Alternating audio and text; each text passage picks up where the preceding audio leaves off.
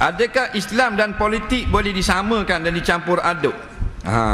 Awal-awal lagi dah panah dah.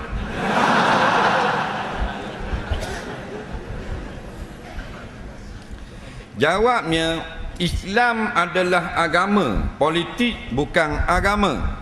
Politik adalah kehidupan manusia. Kehidupan manusia ni banyak, ada jual beli, ada nikah kahwin, ada ibadah, ada riadah, ada hiburan, ada sokang, ada ekonomi, ada pentadbiran. Maka tu semua tu adalah cabang-cabang kehidupan manusia.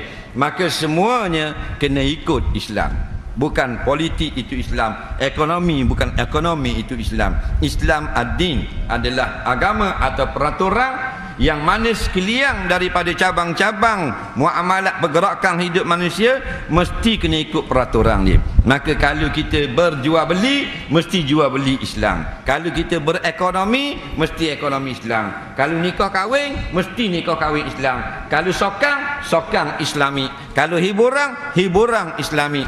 Kalau muzik, muzik Islami. Mana muzik yang taat perintah, hukum hakam, ini boleh, ini tak boleh. Begitu juga dengan politik. Politik biarlah ikut cara Islam. Itu caranya.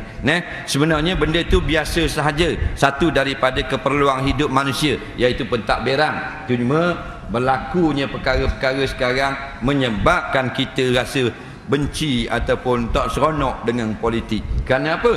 Dikotorkan oleh orang-orang yang nak mencampur adukkan dengan tidak ikut batasan. Nak capur bukan capur, ikut politik, ikut style Islam. Jual beli ikut style Islam, bukan capur aduk. Saya pernah berzina masa muda, sekarang sudah insaf, alhamdulillah. Saya taubat nasuha, mengikut hukum Islam saya akan dikenakan hukuman mengikut hukum hudud, tapi Malaysia tidak laksana hukum hudud. Adakah di akhirat nanti saya akan diseksa? Dia ni melakukan satu jenayah yang boleh kena hudud, tetapi dia kata Malaysia masih tidak melaksanakan hukum hudud. Maka adakah di akhirat dia akan kena hukuman balik padahal dia telah bertaubat dengan molek? Kita jawab ni ikut agama, bukan ikut politik. Kewajipan melaksanakan hudud tidak ada kaitan dengan penjenayah. Yang wajib atas penjenayah bertaubat kepada Allah. Penjenayah mana orang yang melakukan dosa. Maknanya orang ni tidak semayang, dia adalah penjenayah, maka wajib bertaubat kepada Allah. Hudud tak ada kena-mengena dengan dia. Orang yang minum arak wajib bertaubat kepada Allah. Hudud tak ada kena-mengena dengan dia. Hudud terkena kepada pemerintah sahaja. Faqta'u aydiyahuma. Nampak? Taklah kamu potong tangan kedua pencuri. Nampak? Damai jamak dalam faqta'u tu kata ulama tafsir kena kepada orang yang ulul amri, yang berkuasa dalam negara. Jadi siapa yang melakukan jenayah wajib bertaubat kepada Allah. Bila dia bertaubat kepada Allah, tidak lagi dikenakan di akhirat, sama ada hukum hudud ataupun tak ada. Siapa yang tidak bertaubat, maka dia akan dikenakan di akhirat hukuman yang lain, sama ada dia sudah kena hukum hudud ataupun tidak. Jadi atas penjenayah wajib taubat saja. Siapa yang taubat, sama ada negara ada hudud, negara tak ada hudud, terlepas di akhirat nanti. Negara yang tidak ada hudud, tidak terlepas, bukan penjenayah, orang yang berkuasa saja. Mereka akan ditanya. Bukan saja negara Islam Malaysia, Amerika akan ditanya, Barack Obama akan ditanya di akhirat nanti, kamu Allah beri kuasa memerintah negara Amerika, kenapa kamu tidak melaksanakan hukum yang turun daripada Al-Quran? Faham? Bukan orang Islam saja kena tanya. Presiden Singapura akan ditanya kenapa tidak potong tangan pencuri. Dia akan jawab di padang mahsyar. Faham? Soalan seterusnya,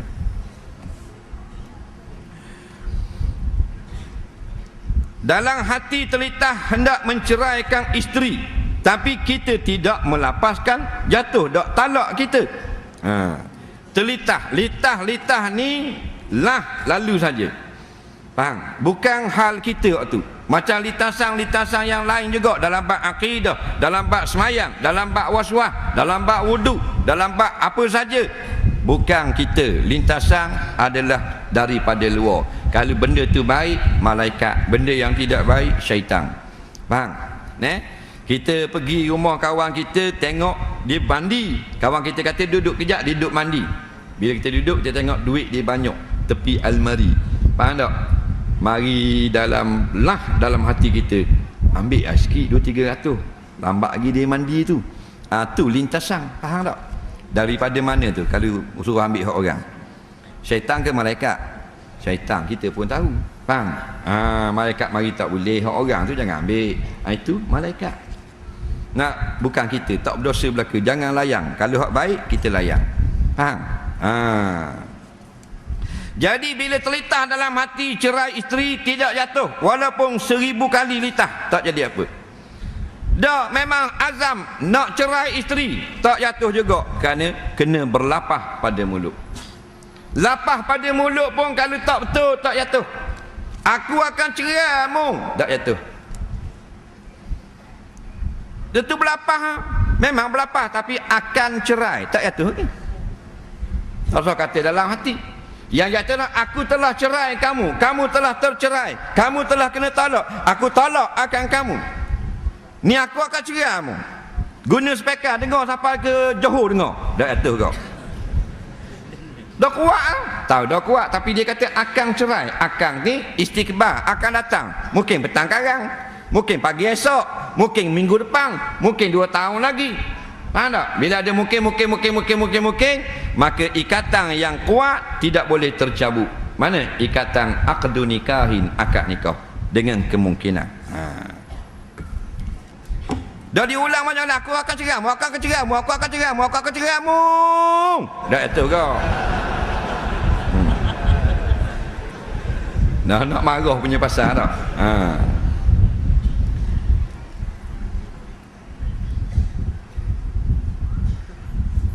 Dengan perbuatan yang tidak elok kita buat, adakah diikut oleh anak yang ada dalam kandungan ibunya? Tidak. Ayah buat benda tak elok, adakah anak akan buat? Tidak. Tak ada kena-mengena. Cuma ambil tapaul bila kita nak anak kita baik, maka kita berkelakuan baik. Itu saja. Mudah-mudahan bila kita berkelakuan baik, maka jadi baiklah anak kita. Sebab anak dia tidak mewarisi akan dosa ataupun akhlak yang tidak baik. Anak ni dia hak wajib mewarisinya.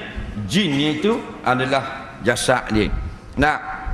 Kadang muka dia warisi ayah, tu lain. Kening dia, kepala dia, tangan dia, kulit dia, tu lain. Tu memang dia ngikut. Tak ikut mak, tak ikut ayah, mak lah.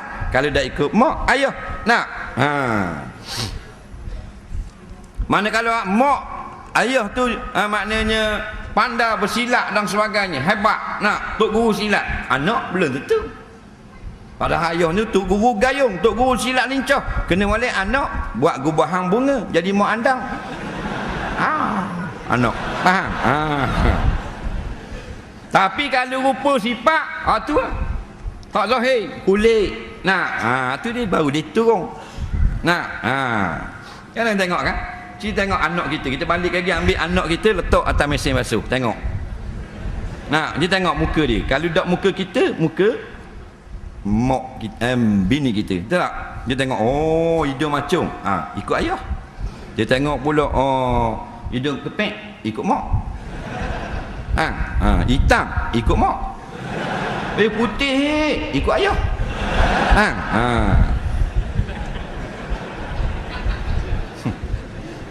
Betul tak? Kadang-kadang kita tengok muka ayah belaka, telinga besar, ikut mak. Faham tak?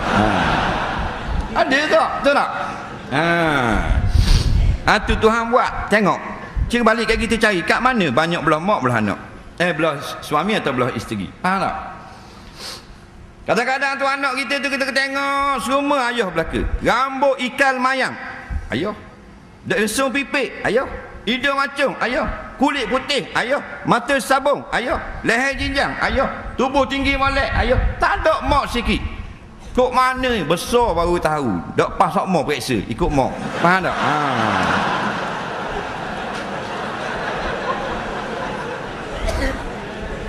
Orang puan marah ni.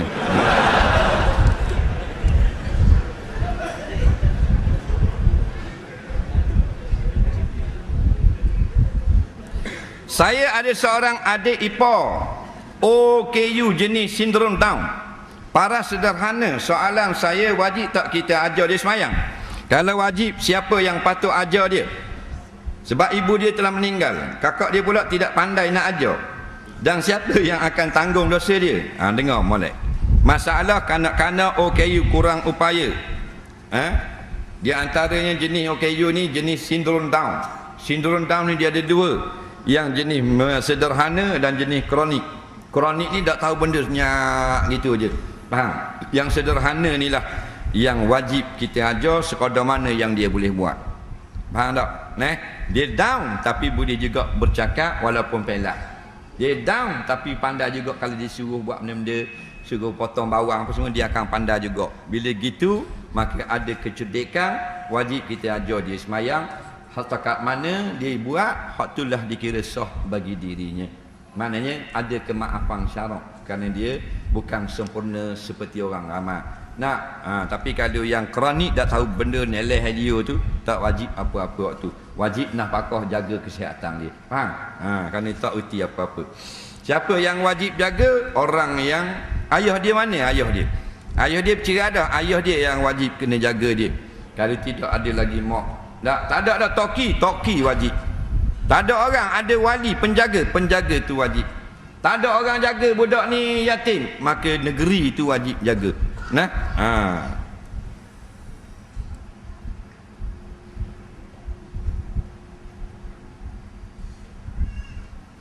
Dalam ceramah ustaz yang lepas, orang kafir bila mati roh tak diangkat ke langit, tak diterima di bumi, berkeliaran di bumi, boleh tengok macam website ghost.com. Soalannya bila mereka menerima azab kubur.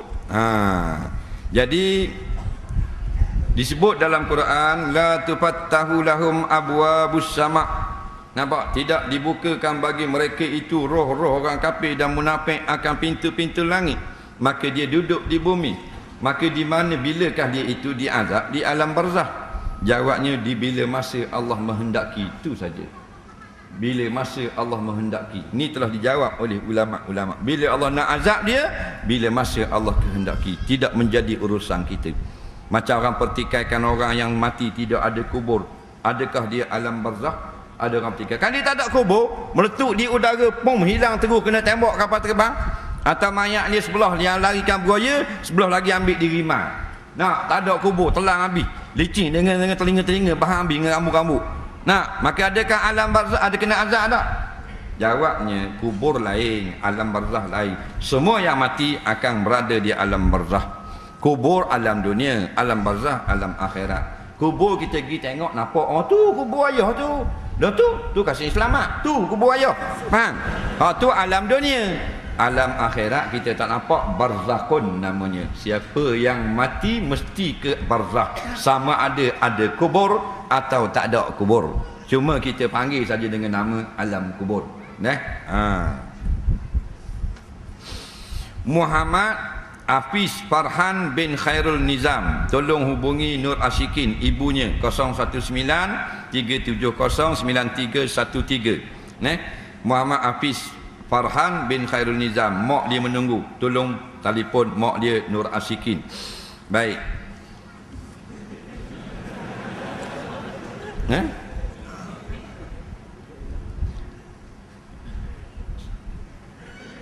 Saya akan kahwin dengan seorang anak yatim. Apakah tanggungjawab saya kepada dia sesudah berkahwin nanti? Dia akan kahwin dengan anak yatim, perempuan lah. Dia sebagai suami, maka dia ada dua di situ. Pertama, dia akan berkahwin dengan anak yatim. Yang kedua, dia akan orang tu jadi isteri dia. Kita nak tanya, masa mu berkahwin dengan isteri yang anak yatim ni, berapa umur dia? Sebab anak yatim siapa balik, bini mu ni balik tak lagi. Kalau belum balik, boleh kahwin. Nampak? Boleh.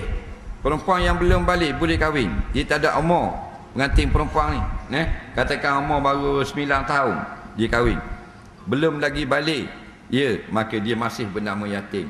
Tapi setelah balik, hilang nama yatim. Jadi faham baik, awak akan kahwin dengan anak yatim ke, atau anak yatim dulu sekarang sudah tidak yatim? Faham tak? Kalau bini awak umur 18 19 bukan anak yatim. Anak yatim paling tua 15 yang tak keluar haid. Faham?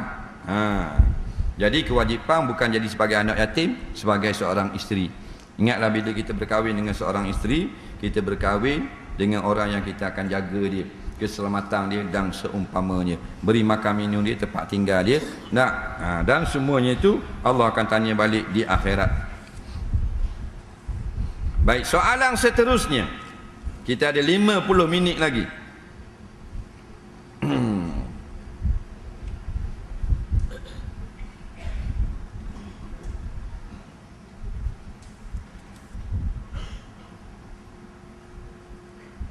Apakah hukum remaja zaman sekarang memberi salam kepada bukan mahramnya? Masalah beri salam bukan mahram boleh pada asalnya. Yang ada pandangan ulama ialah beri salam kepada perempuan muda. Adapun perempuan yang bukan mahram, perempuan tua, moci-moci, tak ada masalah. Anak muda umur 18 tahun beri salam ke moci umur 80, tak ada masalah tu.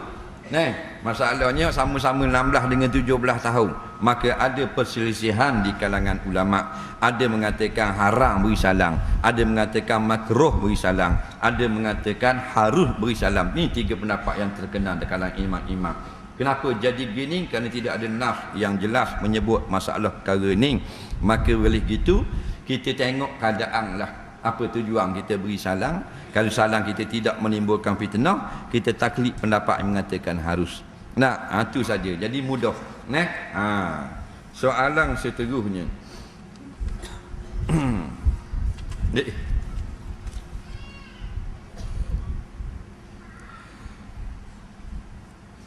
Bawah dagu aurat perempuan ke tak? Adakah termasuk aurat? Bawah dagu perempuan. Dia Nabi SAW datang dan beritahu bahawasanya perempuan itu tak boleh lagi menunjukkan ini dan ini, tangan dengan muka.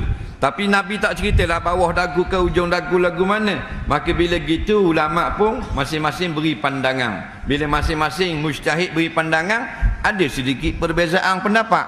Ada yang beri pendapat apa yang kita tengok dari depan itu bukan aurat. Kalau tengok ke bawah baru nampak itu aurat, maka jadilah dagu itu aurat. Kerana dari bawah tak nampak, daripada depan maka bawah adalah aurat. Maka tengok ke depan nampak dagu, maka dagu bukan aurat, maka dia pakai tudung gitu. Jadi adalah pandangan yang mengatakan apa yang dipegang oleh tudung itu di bawah tekak, maka lepas pada tudung adalah bukan aurat belaka. Semua ni ada sandaran berlaku, ada balik pada uruf, ada balik kepada amalan-amalan yang berlaku pada zaman salafus soleh. Cuma bila kita nak yang terbaik, al-khuruju minal khilaf, kita keluar daripada khilaf, ambil tudung, buat terakak sikit sampai ke hujung dagu. Soalan seterusnya, apakah beza antara minta dan ambil berkat dari alim ulama? Apakah kita boleh minta berkat daripada alim ulama? Berkat ni tengok benda makna barakatun. Melayu kata berkat. Barakah ni apa? Ziyadatul khair, bertambah kebaikan. Jadi bertambah kebaikan ni boleh tak kita ambil dengan orang? Tak ada. Jadi kita nak tumpang barakah. Nampak? Jadi kalau kita doakan keberkatan boleh. Allahumma barik laka, Allahumma barik laka, ya Allah berilah berkat bagi kamu. Boleh. Tapi mari berkat, aku nak satu berkat. Tak boleh nak buat gitu. Jadi barakah ni tumpang kebaikan. Sebab itulah masalah ni dia umum, tidak maknanya terkhusus dengan satu-satu masalah. Dia umum sangat masalah barakah. Sebab tu bila Rasulullah dia masih ada orang pakai pergi ambil berkat Nabi pegang gelas tu orang pergi minum, Nabi pegang benda ni orang pergi pegang ambil barakah, Nabi cium benda tu orang pergi cium. Bila tak ada Rasulullah tinggal sahabat, orang buat dengan sahabat pula. Bila beranak panggil sahabat suruh belah mulut. Tak ada lawan sahabat, tinggal tabi'in pula orang ambil keberkatan. Jadi keberkatan ni sebenarnya bukan milik ulama, tu salah faham orang kampung. Bukan ulama saja, bahkan orang biasa pun ada keberkatan. Ziyadatul khair maknanya orang yang bertambah kebajikan. Kerja postman saja nak, tetapi dapat mari masjid, dapat pergi belajar tafakuh fiddin, nak dengan gaji sebagai seorang postman, boleh hadir kuliah, boleh pergi buat benda-benda derma dan sebagainya, menunjukkan kehidupannya dan pekerjaannya ziyadatul khair, bertambah benda-benda yang baik. Ada yang pakak besar, tak boleh mari masjid, tak boleh nak derma dan sebagainya. 1,500 padang sebatang kayu goh je bagi anak puing dalam lubang. Nak bagi kipas masjid, sorry boh, 3 kali hidup dia tak bagi. Walaupun gaji dia 1 juta sebulan, tidak ziyadatul khair. Khair itu tidak bertambah. Jadi berkat bukan mari sini aku nak berkat, mari aku nak berkat. Mari kita ambil berkat kat ustaz tu, mari kita ambil berkat kat tok syekh tu, mari kita ambil berkat kat maulana tu. Bukan lagi tu. Tumpang keberkatan. Di mana saja ada benda yang baik, adalah keberkatan. Kita duduk situ, mudah-mudahan berkat dan rahmat dapat juga kepada kita. Soalan seterusnya. Saya tengok rumah tok guru saya ada gambar Sayyidina Ali, Sayyidina Abu Bakar, Sayyidina Umar, Sayyidina Uthman. Apakah hukum melakar wajah 4 sahabat ni? Tidak ada sebarang nas dalam Quran dan hadis cerita tentang hukum lokih muka sahabat. Yang adanya fatwa ulama yang kita himpunkan daripada banyak kitab-kitab fatwa ulama, haram melukis gambar sahabat-sahabat Nabi. Haram hukumnya kita pergi lukis. Jadi tak usahlah kita buat gambar-gambar sahabat letak di rumah jujuk, jadi macam rumah orang Yahudi dah pula, jadi macam rumah orang Nasara lah pula. Tak, cukuplah kita kasih pada para sahabat dengan kita tengok akan tarikh-tarikh para sahabat, tengok manakib sahabat, kita baca kisah-kisah dia, menyebabkan kita rasa seronok dan rasa rindu dengan mereka. Tak payah nak bubuh gambar dah. Nak bubuh gambar yang tidak dilarang oleh ulama. Pernah seorang laki-laki dia gambar benda yang hidup, maka Nabi kata tak boleh jasalah gambar-gambar hidup ni. Dia nak letak juga gambar perhiasan. Kalau nak juga letak gambar-gambar yang tidak bernyawa. Jadi kita sayang para sahabat, kasih pada sahabat, tak mesti rumah kita letak gambar. Nak letak gambar juga, nak hias rumah, hubung gambar benda tak menyawa. Orang yang minat motor, gambar motosikal. Tak ada masalah, tak ada haram pun ulama kata. Dekat meja makan Honda Car, dekat Jambang C135 LC. Mana tak? Dekat jemur kain EX5. Skuter duduk kat meja makan pula stay ni. Tak ada masalah pun. Orang minat lori. Orang minat mesin kisah seming buat gambar. Jadi benda-benda lagu tu kadang-kadang pelik. Jadi nampak macam rumah orang bahai, macam rumah orang apa benda ni, ajaran yang tidak munasabah dengan kemurnian Islam.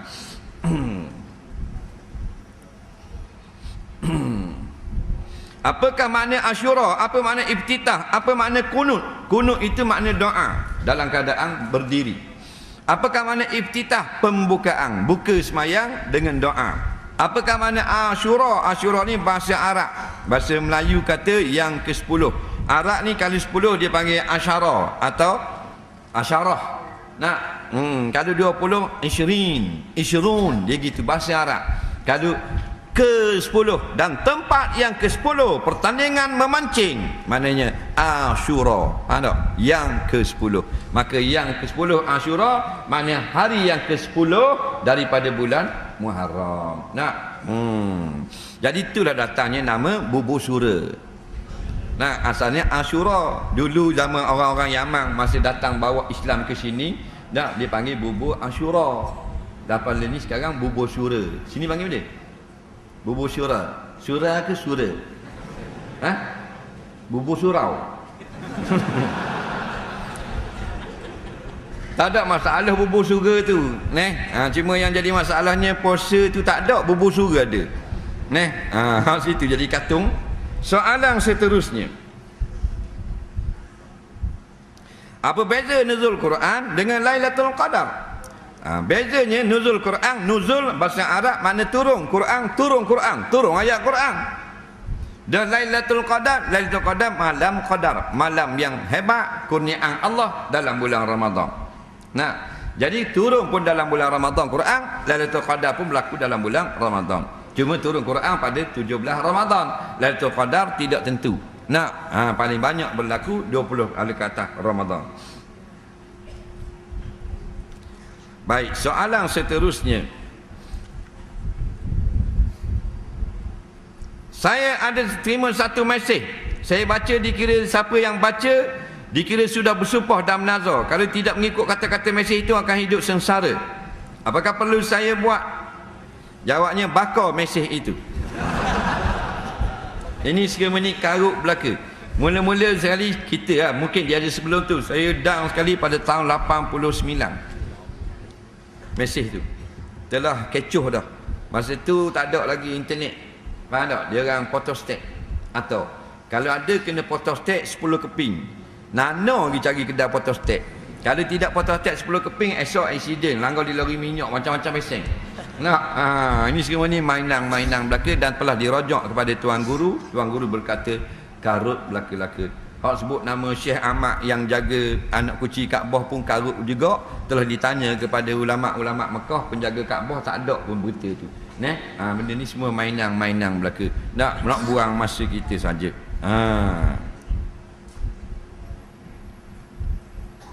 Soalan seterusnya.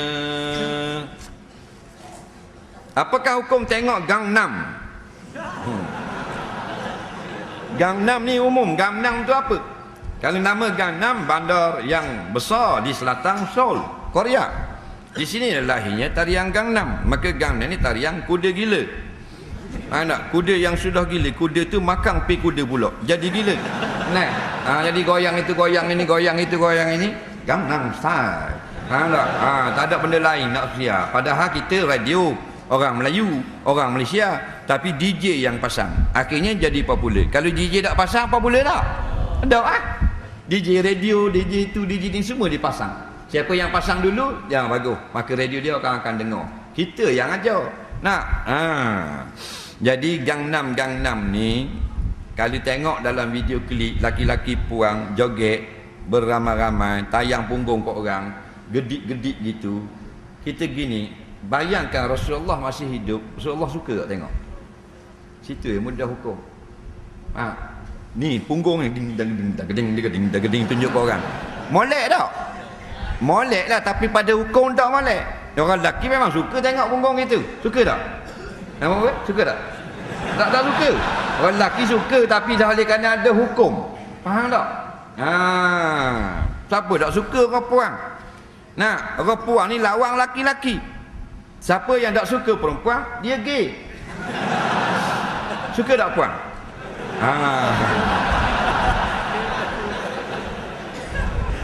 Sungguh. Awak suka tak? Awak suka? Ustaz suka tak puang? Kalau tidak, ustaz gay jadi. Faham tak? Tapi di kalayak ramai, benda ni haram lah, menggiurkan. Nampak tak? Kalau nak Gangnam laki bini, tak ada masalah. Balik lagi Gangnam, biar sampai Jahannam terus rumah. Tak ada masalah pasal bini kita. Okey. Yang Gangnam kali abang nak tengok. Haram tak? Dah, dia pun keluar pakai kain batik. Gila kat ni. Gangnam kembang katung dia panggil. Dosa tak? Dah, tak ada masalah. Sampai pagi pun boleh. Dulu ustaz kata orang bisu tak boleh jadi imam.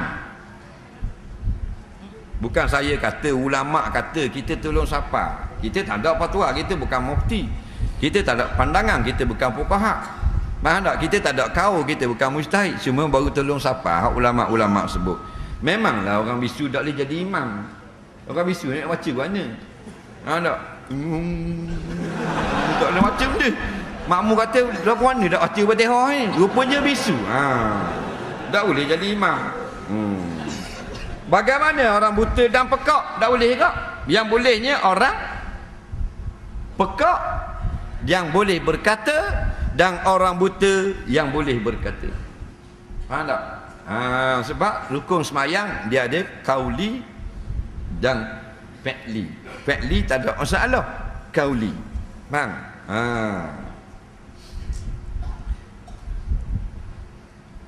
Apa hukum bagi makan tulang ikan pada kucing?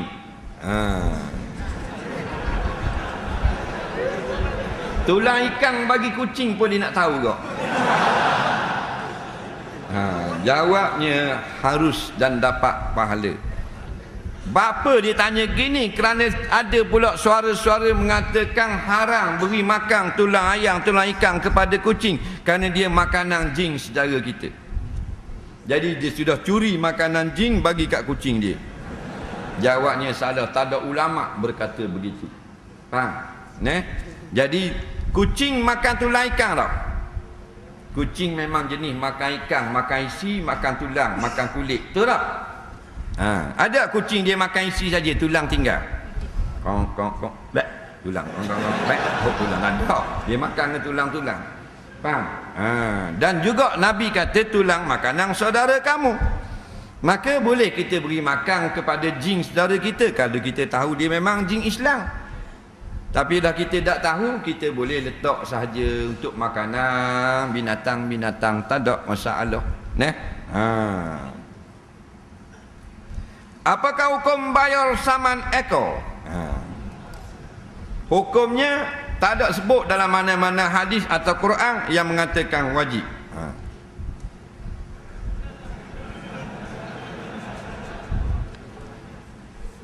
Soalan seterusnya. Saya berhutang dengan kawan saya, tapi kawan saya tidak tahu di mana sekarang, hidup atau mati. Tu dia. Siapa kawan dia tak tahu hidup ke mati, tak bayar lagi. Masa kawan dia tahu hidup dan mati, dia tak bayar. Bila kawan dia dah tak tahu ke mana pergi, baru nak membayar. Ni masalah.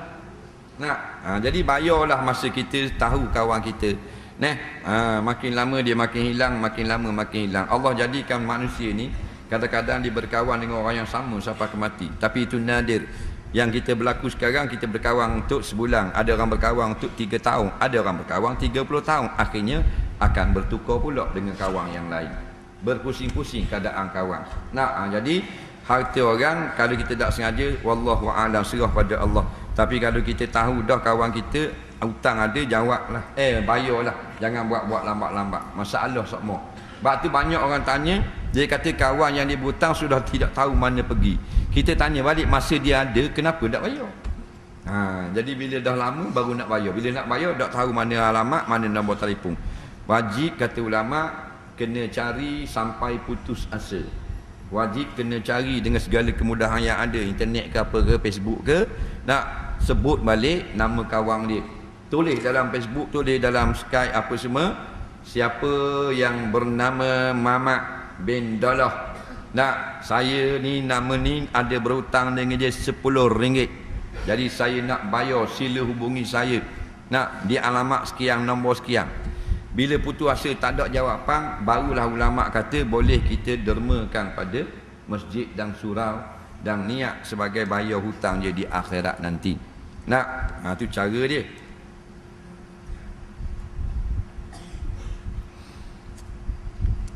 Kenapa makanan laut dan darat tidak boleh dimakan dalam satu menu? Jawabnya boleh. Tidak ada pun yang mengatakan haram. Ini hanya pandangan sahaja daripada qiyas kepada hadis dan daripada sisi kesihatan. Itu saja. Sebenarnya bukan hukumnya haram. Boleh masak kerang, makanan laut.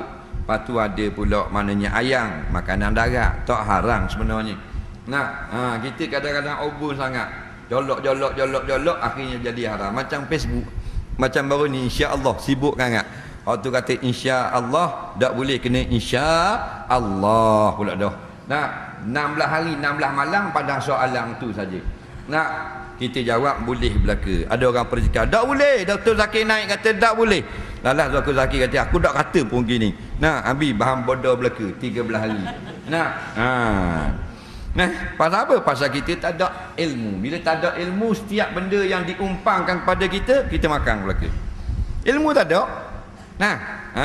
Macam ikan dalam baru. Bubur mata, bubur cacing pun makan, upang nasi pun makan, telur kengga pun makan, biskut Mary pun makan juga. Ini ikan bodoh. Kalau ikan cerdik, ikan tergigi. Ikan tergigi kalau kita ngai dengan cacing makan. Ngai dengan upang sutong potong, tak makan. Upang benjo, tak makan. Upang telur kengga makan gigi. Tak.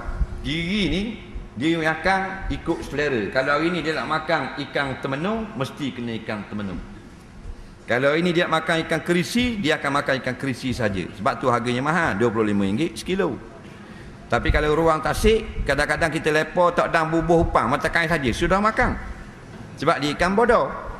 Sebab tu ruang tasik RM3 1 kilo. Bang, hanu ikan mengaji universiti. Jadi kita kena cerdik tak? Apa saja orang kata, tu dah termakan belaka. Nah, sehingga ada seorang tu dia pertikai kata, tak boleh tak? Memang kalau kita kata insya-Allah, kita mencipta Allah.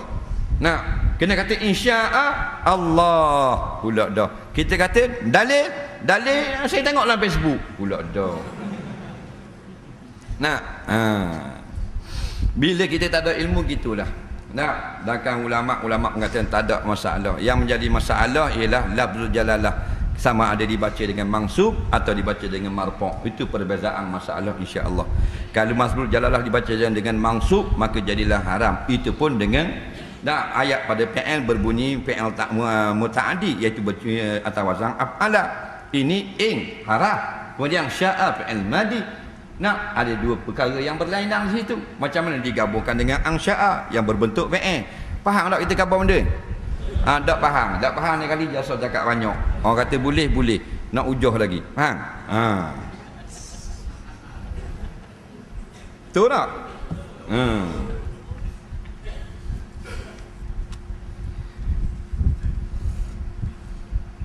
Saya suka main gitar. Apa hukumnya? Betulkah ada khilaf? Minta pencerahan. Cerah semua-semua dah. Ada mengatakan haram terus alat muzik, ada mengatakan boleh, ada mengatakan tafsirnya dengan kalau ada benda-benda yang haram berserta dengannya baru jadi haram. Contohnya ada dihidangkan arak atau diadakan video wanita perempuan atau maknanya sampai meninggalkan solat, maka jadilah hukumnya haram. Soalan seterusnya, saya minat 5 orang perempuan. 5 itu saya suka. Semuanya molek. Yang mana patut saya pilih? Aduh. Nak jawab boleh, tapi bangun dulu. Muhak mana seorang. Membangun aku jawab.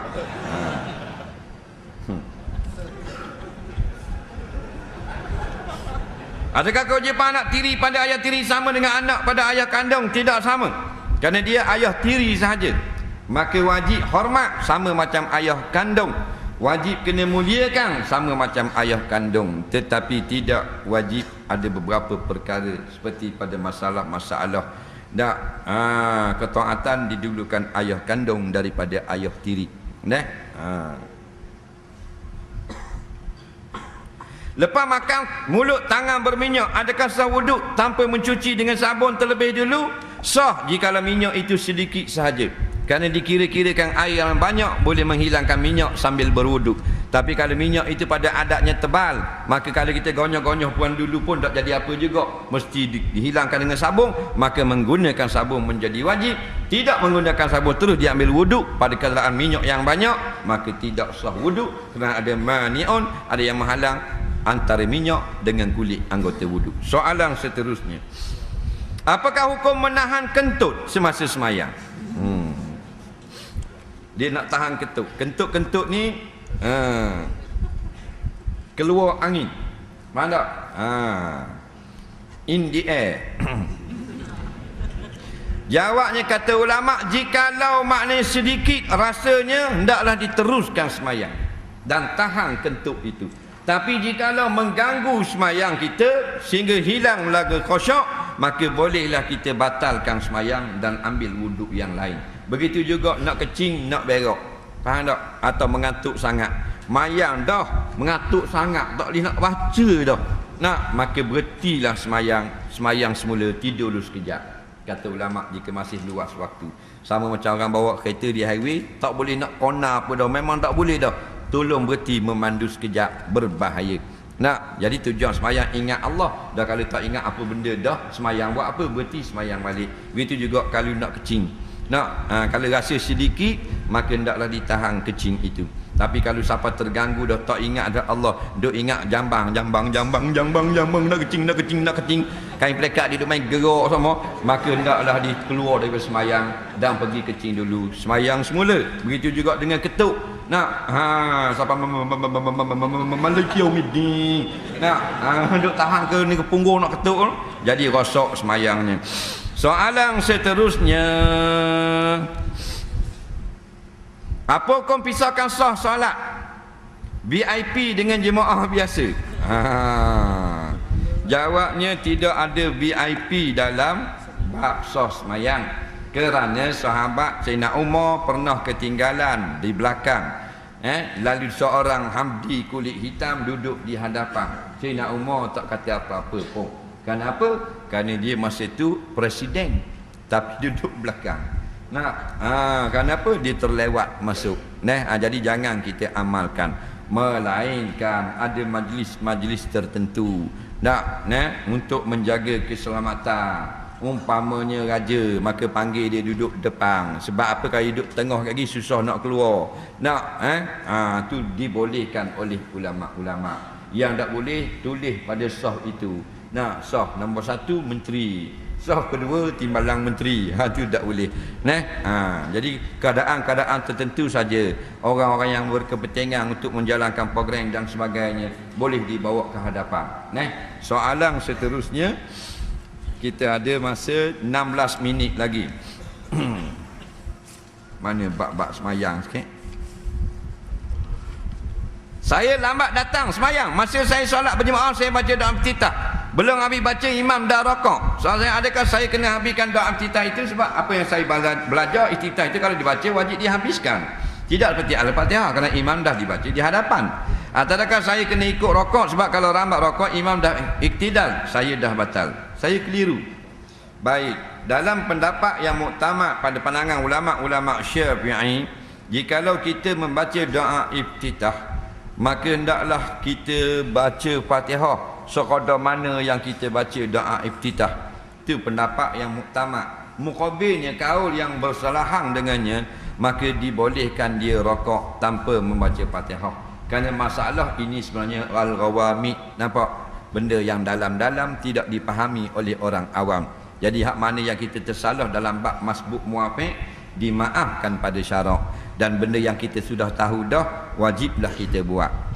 Adapun masalah iftitah, kalau kita baca, tidak wajib kita habiskan. Dalil kerana Fatihah pun tak wajib dihabiskan apabila imam telah rokok. Apatah lagi doa iftitah. Soalan seterusnya, saya sedang semayang sunat, tiba-tiba ada orang tepuk bahu saya nak berjemaah. Adakah tindakan saya kena masih setelah masuk waktu zuhur? Dia tengah semayang sunat, ada orang tepuk bahu dia. Dia nak buat apa? Tak payah buat apa-apa. Tak ada benda pun. Dengar molek, kalau kita nak jadi makmum, nak orang depan, nak jadi imam, jangan tepuk orang depan, jangan cuik. Tak payah, duduk sebelahnya sahaja. Nak cuik ni masalah lain. Seperti imam yang telah batal, maka kita cuik imam. Imam pakai kain terkoyak nampak punggung, maka kalau subhanallah pun dia tak reti, kita pun cuik imam supaya dia keluar daripada semayang. Tapi kalau kita nak suruh dia jadi imam, kita duduk sebelah saja, takbir Allahu Akbar, niat jadi makmum sudah memadai. Tak payah tepuk-tepuk bahu orang. Tapi kalau orang yang sudah rosak semayang, kita boleh tepuk bahu dia. Bini dia masuk dalam bilik, tengok laki dia semayang pakai baju Melayu saja, tak ingat pakai kain. Faham tak? Dia kata, mana laki aku punggung puing gini.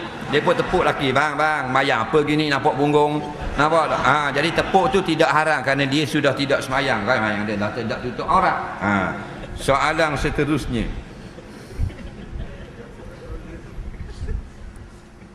saya masbuk, masa takbir imam sedang rokok, saya terus rokok semayang zuhur. Adakah saya kena tambah 1 rakaat? Tak payah. Bila dah rokok dapat bersama imam, maka dikira dapat rakaat itu, walaupun hanya rokok saja, tak dapat yang lain, telah dikira 1 rakaat.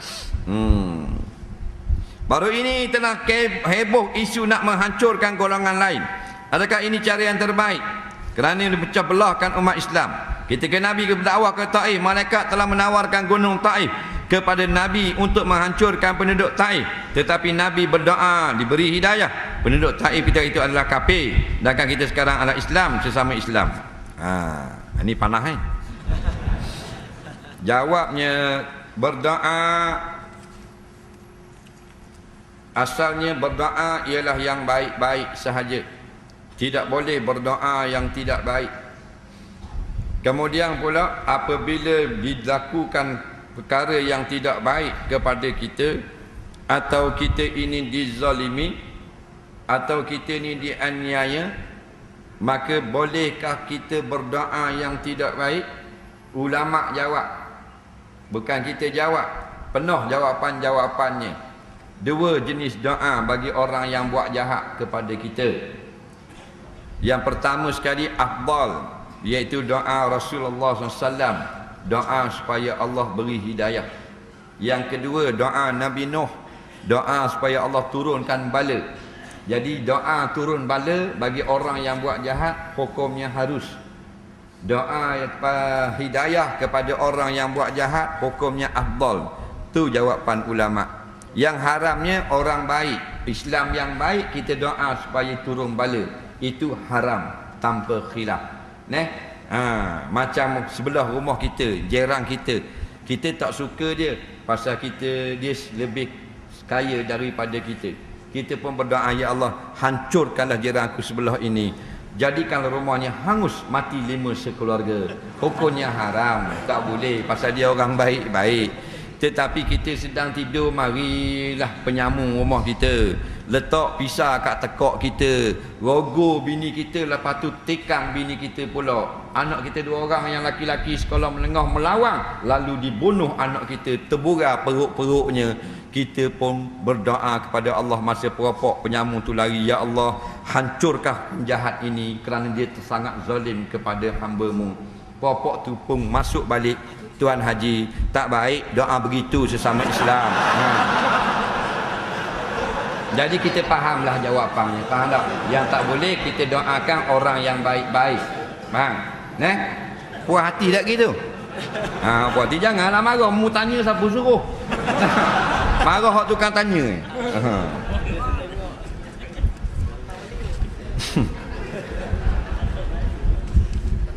Soalan seterusnya, jika perceraian talak 3 berlaku tapi belum sempat jima, adakah sah boleh bernikah semula? Masalah talak 3, kita pergi ke talak 3 dulu. Talak 3 ni pandangan 4 mazhab Syafi'i, Maliki, Hanafi, Hambali jatuh 3. Faham lagi? Dengar tu dulu. Aku cerai kamu dengan talak 3, jatuh 1 atau 3. Kata Imam Syafi'i, Imam Hanafi, Imam Hambali, Imam Maliki, jatuh 3. Faham? Cuma ulama-ulama mutaakhirin dia melihat akan keadaan orang awam dalam keadaan kejahilan, jauh daripada hukum syarak, nafsu melampau-lampau marah, maka difatwakan talak 3 jatuh 1 untuk menjaga maslahat perkahwinan. Faham tak lagi? Situ. Jadi bila masalah cerai belum jima lagi cerai dah dengan talak 3, boleh nikah semula ke tak? Jawabnya memang sah dan tidak lagi boleh rojak, boleh nikah sahaja. Atas kau yang mengatakan talak 3 jatuh 1 pada abad-abad mutaakhirin ini, asal kau 4 mazhab tak boleh lagi nikah hatta tankiha zaujan ghairah. Dalam Quran kata sampai dia berkahwin dengan suami yang lain. Itu asal talak 3. Seorang perempuan Rifa'ah, dia telah bercerai talak 3 dengan suami dia. Bila dia cerai talak 3, dia kahwin pula dengan Abdul Rahman. Faham tak?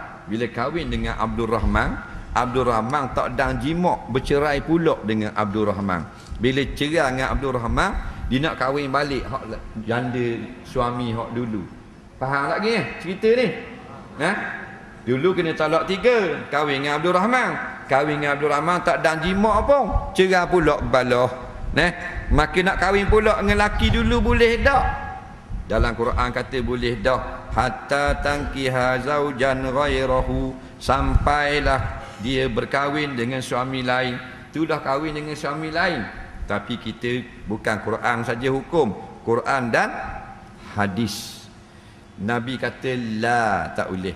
Dia pergi tanya Rasulullah, boleh tak balik ke janda aku semula, suami aku dulu yang talak 3? Nabi kata la, hatta tazuqa asilatah, sampai kamu rasa kesedapan jimaknya dan dia merasa kesedapan menjimak. Maknanya kena jimak dulu sekurang-kurangnya dengan suami yang kedua. Faham lagi? Neh, tu tolak 3. Nah, tiba-tiba Abdul Rahman tidak boleh berjimak. Kerana kata perempuan ini, suami aku hak nombor 2 ni macam kain, macam hujung kain. Faham tak hujung kain? Kita ambil kain, kita akad kain, lepas jatuh tak? Bukan tipu ni, dalam hadis sebut gitu. Faham? Hadis dia khabar gitu. Akad kain, lepas jatuh. Faham? Boleh jimak tak? Tak boleh. Nampak? Tu maksudnya sini orang panggil benda? Mati? Mati pucuk. Arab panggil unah. Bukan maunah. Maunah lain, M16. Ni tak boleh bedil.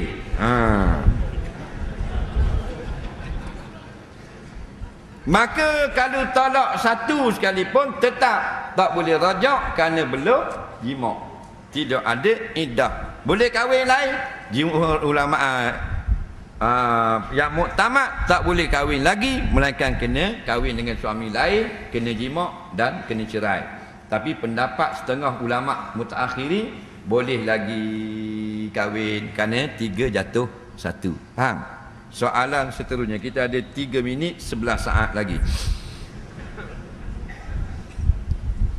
Anak saya perempuan dengan abang ipar saya, apa hukum aurat dan bolehkah menjadi wali anak saya? Anak saya perempuan dengan abang ipar saya. Anak saya perempuan dengan abang ipar saya. Tak ada kena-kena. Faham? Auratnya, aurat ajnabi. Bolehkah menjadi wali anak saya? Tak boleh. Wali ni dengar, nombor 1 sekali ayah, bapak tu lah. Lepas tu toki, ayah bagi ayah. Lepas tu adik-beradik pengantin perempuan yang sebapa atau seibu sebapa. Seibu saja, bapak lain tak boleh. Kemudian anak saudara sebelah adik-beradik bapa. Faham tak? So adik-beradik laki-laki. Kemudian bapak saudara sebelah bapa. Bapak saudara belah mak tak boleh. Faham? Lepas tu baru sepupu hak turun kot toki. Faham? Hak lelaki. Tak ada juga menteri besar kita. Kerana dia hakim sultan. Soalan seterusnya, apakah hukum suami mengintai isteri mandi? Tidak. Tak ada kerja apa dia? Siapa tanya? Awak tanya? Dah suka tak?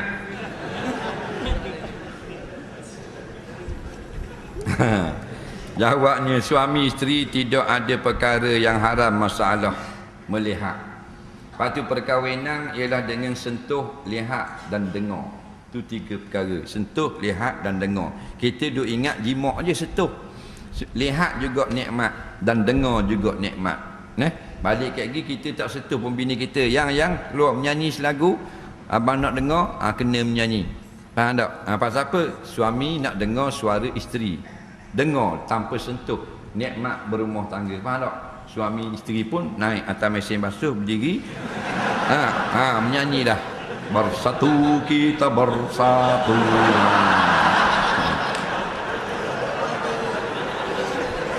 Kemudian tidak dengar dan tidak sentuh, tapi melihat juga nikmat suami isteri. Dia boleh tengok isteri dia daripada atas kepala sampai hujung kaki. Isteri boleh tengok suami hujung kepala sampai ke hujung kaki. Faham tak? Nikmat melihat. Semalam saya nyanyi bang. Malam ni giliran abang pula. Baik katanya bini Tok Imam. Tak nak suruh saya nyanyi, tak. Saya nak tengok abang naked. Faham tak? Nyanyi Tok Imam. Tapi haram tak? Tak. Nikmat melihat antara suami isteri. Tak ada masalah. Kemarin saya berdiri atas mesin basuh. Abang masuk dalam mesin basuh.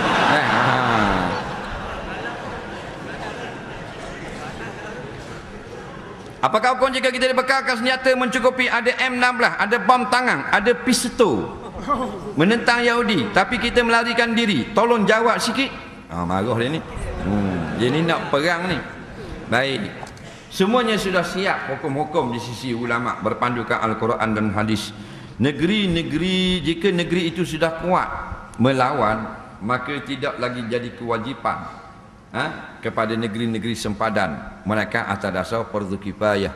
Tetapi jika negeri Palestin itu tidak kuat, tidak seimbang senjatanya, kekuatannya dengan musuh Yahudi laknatullah, negeri yang paling dekat adalah fardu ain. Negeri yang tidak hantar senjata atau tentera berdosa besar di sisi Allah. Dan kita yang jauh fardu kifayah. Nampak? Jika tidak ada seluruh dunia ini hantar senjata dan tentera pada Palestin, maka kita Malaysia jadi fardu kifayah atas kita. Kita kena hantar lah. Faham tak? Sebab itulah kita nak semuanya berfikir dengan ruh Islam. Sebab negara-negara Islam banyak.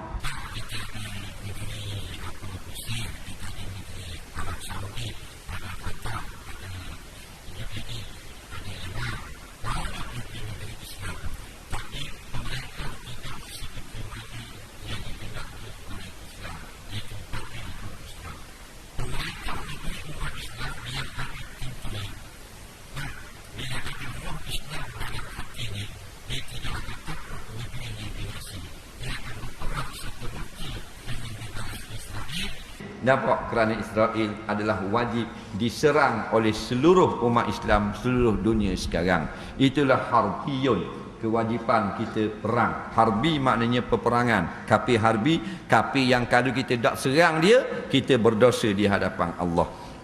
Jadi dah pemerintah itu tidak berjiwa Islam dah tapi sakit. Islam dah tidak kuat, takut kang Israel Allah balik tembok kita susah pula kita kena kakto 2 butir.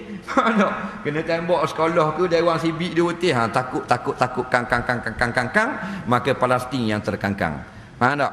Sebab tu jadi kita nak semua pemimpin negeri umat Islam seluruh dunia balik ke pangkal jalan. Kamu akan ditanya kenapa tidak membantu Palestin. Bukan hantar biskut dan selimut saja, hantarlah kereta kebal, hantarlah jet-jet tentera yang kita banyak sangat tu. Tak salah kita duduk bari hari merdeka. Kalau hari merdeka tu anak kita pun boleh duduk atas kereta kebal. Pasal apa? Tak ada peluru, tak ada perang. Kereta kebal besar-besar. Negara-negara Islam kereta kebal semua meriam dia 150 mm. Dulu 95, 85, sekarang semua 150 mm ada. 145, 142 maknanya larang besar ni lubang. Maknanya kalau lubang tu 150 bermaknanya tank tu sekurang-kurangnya berat 45 tang. Kalau 13 tang terbalik tank. Maknanya kuat dah lah kekuatan, tapi tidak berperang membela umat Palestin. Dah mana ini guna? Untuk pembarisan hari merdeka saja. Lemah sini cat sebelah, sini koko, sini hitam. Hari merdeka pakai topeng, pakai tu duduk atas kereta kebal. Lepas tu balik makan roti canai, balik camp. Ni ruginya.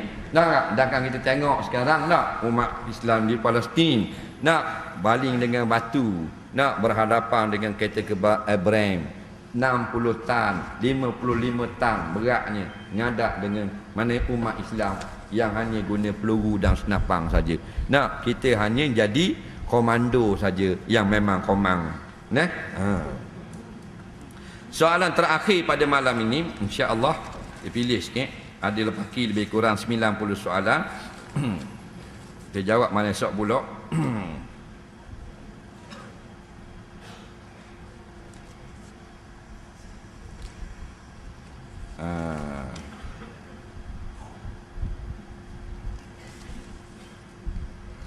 Baik.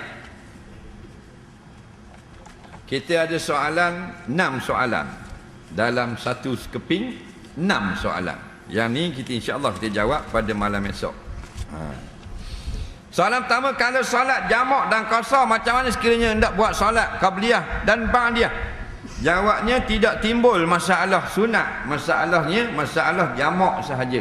Sebab itulah kata setengah ulama tidak boleh lagi qabliyah ba'diyah bagi orang yang solat jamak qasar. Tak, walaupun ada yang mengatakan boleh. Jadi tengoklah mana yang kita nak cenderung, silakan. Tidak ada nas belaka. Yang ada nasnya kamu tidak salah melakukan jamak dan qasar bila kamu berpergi-pergian, maknanya bermusafir. Yang datang masalah adakah boleh buat qabliyah jam' ba'diyah, maka jadi pula pandangan yang berbeza-beza. Nah, soalan seterusnya, sekiranya saya pergi ke masjid untuk solat jemaah, akan tetapi dalam masjid itu tiada kain pelekat kerana seluar saya tidak suci. Oleh yang demikian saya telah jumpa selai kain pelekat dan terpakai untuk solat jemaah, tapi saya tidak tahu siapa punya kain itu. Takut-takut kepunyaan makmum yang ingin solat jemaah. Apa hukum saya pakai kain itu? Dia ni seluar dia kotor, dia pergi nak sembahyang jemaah, dia pergi ambil satu kain yang dia jumpa tersangkut dekat tepi masjid. Maka hukum dia sembahyang pakai kain tu boleh tak? Jawabnya, kalau maknanya benda itu kita tidak tahu boleh ke tidak, maka tengok pada keadaan. Biasanya kain yang diletak di masjid tu boleh tak orang lain guna? Boleh. Sebab kalau tuan dia tak boleh bagi orang guna, tuan dia akan simpan, letak dalam laci, letak tempat tersembunyi. Tapi kalau lepas pakai, dilipat letak tempat terbuka ramai. Pada uruh dalam Malaysia ni, orang luar boleh pinjam, betul tak? Maka bila tidak ada nas, balik pada uruh, pokoknya harus. Tak, letak memang situ, tapi dia letak dah situ ada bani zakat. Jangan guna kain ini. Dia guna juga, baru ada larangan di situ. Semua ni berasal daripada sebuah hadis yang disebut Nabi SAW menyebut, manishtara sauban, barang siapa beli sehelai kain, nampak, bi'asyarati darahima, dengan 10 ringgit, 10 riak, dirhamun minha min haram, 1 ringgit daripada 10 adalah haram. Lam yakbalillahu salatahu madama fihi au kama qala, tidak akan diterima semayangnya selama mana dia pakai kain tu. Kita beli jubah, beli serban, beli seluar, kain pelekat, baju Melayu, harga RM100, RM10. RM1 saja ada duit haram, Allah tak terima amal ibadat selama mana kita pakai kain tu. Kerana ni dia takut ni. Jawab ulama ada 2 jenis. Yang pertama Tuhan terima, yang kedua Tuhan tak terima. Hak mana Tuhan terima, dia pakai kain tak tahu hak siapa punya, tetapi bukan kain curi. Dan maka balik kepada asal, harus dan diterima semayangnya. Orang yang tahu dah kain orang dicuri pakai juga, maka tidak boleh dan tidak diterima. Kerana benda yang haram, hak orang lain tak boleh. Satu lagi kita nak betul, ingat masalah kalau seluar dalam, kalau kain seluar kena air kecing, mudah saja. Kan boleh basuh. Biasa kalau kita pakai seluar underwear ke apa ke, kat mana kena air kecing? Seluruh underwear, seluar dalam tu semua kena air kecing. Ambok, dia ada berapa Angry Bird? Biasa depan tu je tak, seluar bahagian depan tu tak, di situ saja, mudah dah nak basuh. Tak ada ulama fiqh kata kalau kena sedikit saja sini kena basuh sehelai, tak ada. Dah tu kita basuh sehelai, kita basuh sehelai. Baju jubah kita kalau sini kena air kecing, tak wajib basuh sehelai.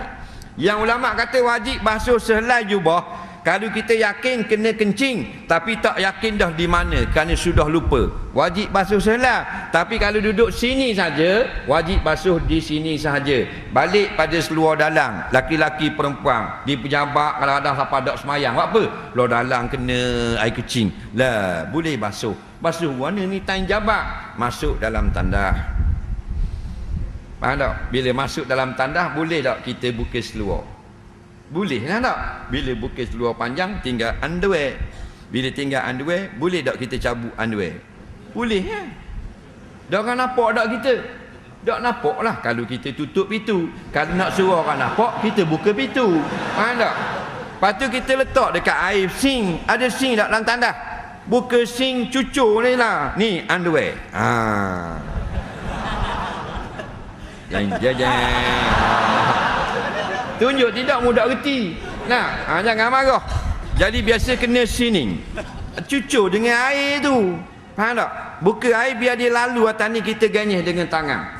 Sekira-kira najis itu sudah bersama air turun ke bawah. Faham tak? Jangan gupar pula underwear gitu. Ujung tu saja hak kena air tu. Maka lepas tu bilas dengan sekali lalu, sudah boleh dipakai. Nampak tak?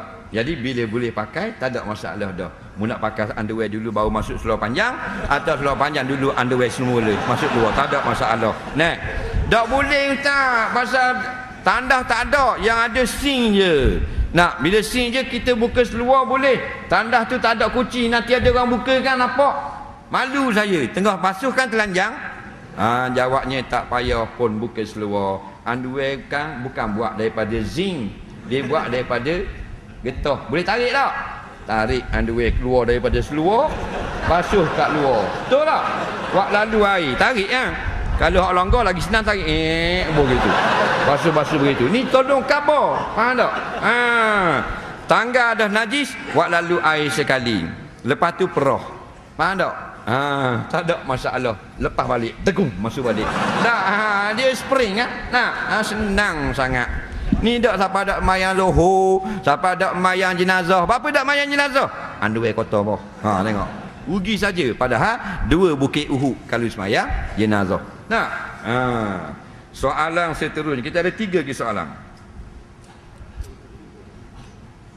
Sekiranya kita belum sampai ke Kedah untuk 10 hari, sampai Kedah tidak boleh jamak qasar sebab kita pemukim Kedah. Pada hari nak balik nanti hari ke-11 boleh tak kita jamak qasar dari Kedah pada hari yang ke-11 itu dengan molek. Bila kita sudah bermukim di Alustar, nak pergi daripada Kajang nak pergi Alustar, contoh nak makan pulut rumah JKK, sampai di Alustar kita pemukim lah. Kalau kita nak duduk lama, nak balik semula, maka kira guana bila kita keluar daripada mukim, katakan nak pergi di mana, Alustar Anak Bukit, maka kita lalu balik ke Kajang, keluar daripada Anak Bukit sudah boleh jamak dan qasar. Katakan sampai ke Teluk Anjah dah, boleh jamak qasar dah lah, pasal keluar pada mukim Anak Bukit dah. Maka bila boleh qasar dah, sampai ke Kajang semula, welcome to Kampung Kajang, baru tak boleh jamak qasar kerana sudah bernama dak mukim ke tempat tinggal asal kita. Sekiranya puasa, boleh tak suami cium isteri siang Ramadan? Adakah batal? Kerana apa batal? Haram hukumnya mencium isteri sama ada di bulan puasa atau bukan di bulan puasa jika isteri orang.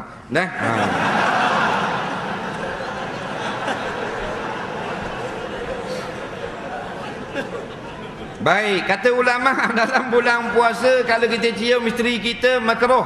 Makruh saja. Faham tak? Makruh. Pandangan ulama tak sabarlah.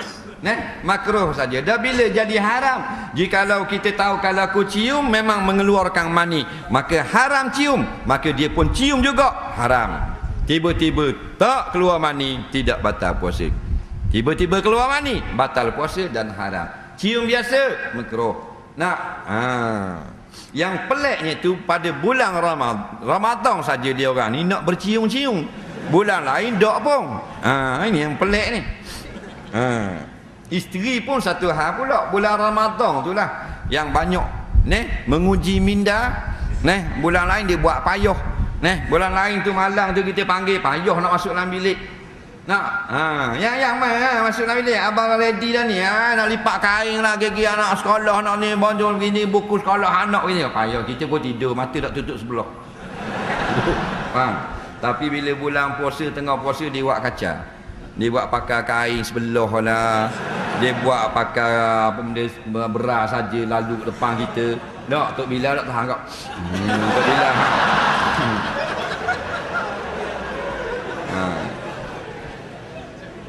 Kerana apa batal? Tidak batal cium isteri, cuma dilarang saja kerana takut membawa keluar mani. Kalau terkeluar mani tidak batal. Sengaja cium dan akhirnya keluar mani baru membatalkan puasa. Tapi terkeluar mani tidak batal. Kerana bukan sengaja cium, tercium. Dia berlari nak masuk dalam bilik, bini dia duduk dalam bilik nak berlari keluar. Nak tengok cerita Filipino. Lari sama lari tercium. Beletung bunyi. Gigi patah 4 batang bini, bini laki pun 9 batang patah. Kuat benar ciumnya, tak ada masalah tu. Soalan terakhir pada malam ini, sebelum solat kita minum air sirap tapi tidak koma, adakah sah solat? Kalau minum air kosong, adakah kena berkoma juga? Molek. Pergi makan air, minum air sirat, lepas tu kita tidak berkoma. Sah tak semayang kita? Sah, tak ada masalah. Bawa kamu bawa air sirat dalam semayang pun sah. Dalam semayang kita bawa bocong. Air sirat penuh dalam bocong. Bocong Angry Bird. Mana tak? Sah juga. Yang batal semayang sengaja minum atau makan walaupun sedikit. Jadi bila tidak berkoma, kadang-kadang dia mari balik sirat tu dalam mulut kita. Kalau rasa yang sedikit sukar untuk kita jaga, tertelang tidak batal. Tapi kalau memang berasa memang air sirat sungguh duduk dalam mulut, kena ludah. Kalau nak ludah di kiri kanan tak boleh kerana semayang berjemaah, maka ludah dalam kocek baju kita, dia tidak najis. Nak ulama kata sebab tu ludah sebelah kiri. Orang nak buat kocek belah kanan. Nak kocek belah kiri ludah, jangan kocek orang sebelah kita. Jadi kalau tak ada kocek, ulama sebut pada lengan baju supaya kita tidak telan di dalam semayang. Tiba-tiba kita komodo, ada juga rasa-rasa sikit-sikit, maka dimaaf pada syarak. Dengan syarat bukan sengaja telan. Ada sikit-sikit kita pun main lidah mana mari sini, mari. Ada dia. Telan. Tu baru batal. Insya-Allah. Jadi kita jawab memang tak puas hati pada semua orang kerana ringkas sahaja. Jadi kalau nak lebih panjang jawapan daripada ulama-ulama yang lain lah, yang lebih mendalam ilmunya, kita sekadar berkongsi sedikit info yang saya ketahui, dan kita minta maaf kerana ambil masa yang panjang daripada tuan-tuan. Tahniah kepada warga Kajang khususnya kerana berjaya memakmurkan rumah Allah sampai begini rupa. Mudah-mudahan sedikit usaha kita, kalau kita nak banding dengan usaha rakyat Palestin sekarang, nak mendapat berkat dan rahmat di sisi Allah.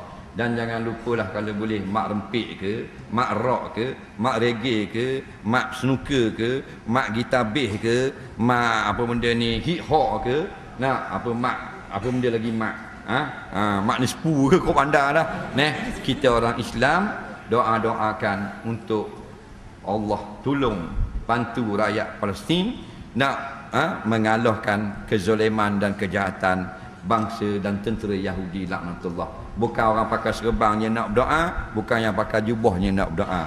Yang pakai seluar hip-hop ada gambar pokoknya pun berdoa kerana dia orang Islam.